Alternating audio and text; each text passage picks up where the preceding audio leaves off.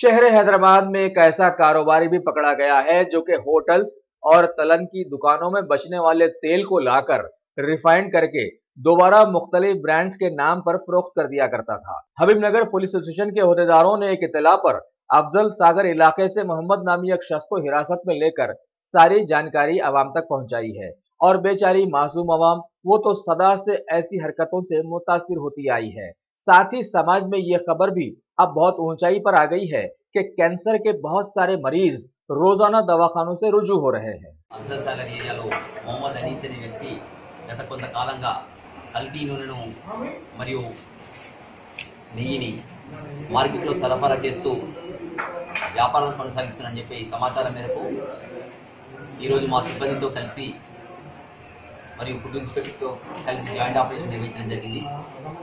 దీనిలో మొహమ్మద్ అనీస్ అనే ఇంటి వ్యక్తిపై దాడి చేసి గోడంపై రైడ్ చేయగా అక్కడ వివిధ రకాల బ్రాండ్లకు చెందినటువంటి కల్తీ నూనె డబ్బాలు అక్కడ కనిపించాయి.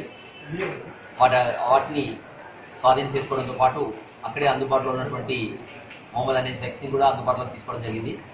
ఇప్పటికున్న సమాచారం మేరకు ఇతను ఈ హాస్టల్స్లో కానీ ఫుడ్ ఫాస్ట్ ఫుడ్ సెంటర్లో ఒకసారి ఉపయోగించిన ఆయిల్ను తను తిరిగి తీసుకొని దాన్ని రిఫైన్ చేసేసి వివిధ రకాల బ్రాండ్ పేర్లతో డబ్బాల్లో అతికించేసేసి తిరిగి అది మార్కెట్లో సప్లై చేయడం జరుగుతుంది.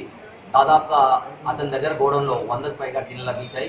అది కూడా అనేక రకాల బ్రాండ్లు, అంటే ఉదాహరణకు గోల్డ్ డ్రాప్ పేరుతో పాటు కార్టూన్, న్యాచురల్, హెల్తీ హార్ట్ ఇలాంటి దాదాపుగా 10 రకాల బ్రాండ్లకు సంబంధించిన లేబుల్స్ అతికించేసి డబ్బాలలో తాను ఈ ఆయిల్ ఏదైతే యూజ్ చేసిన ఆయిల్ తీసుకొచ్చి రిఫైన్ చేసి దాంట్లో ఫిల్అప్ చేసేసి బ్రాండెడ్ లేబుల్స్ అతికించేసి అది తిరిగి మార్కెట్లో అతని వ్యాపారాన్ని కొనసాగిస్తున్నాడు.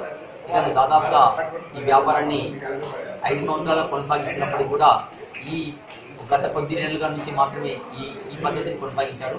దాంతో ఈరోజు సమాచారం మేరకు అతన్ని కస్టడీలోకి తీసుకోవడం జరిగింది.